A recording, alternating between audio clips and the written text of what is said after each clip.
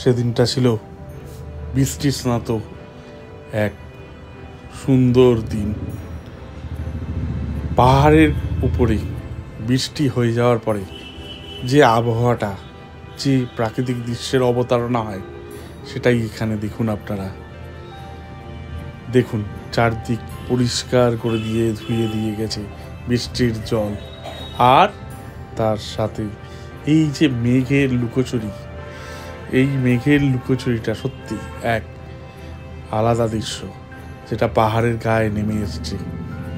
আর এখানকার মনোরম পরিবেশ আপনার মন অবশ্যই মুগ্ধ করবে। ভালো থাকবেন।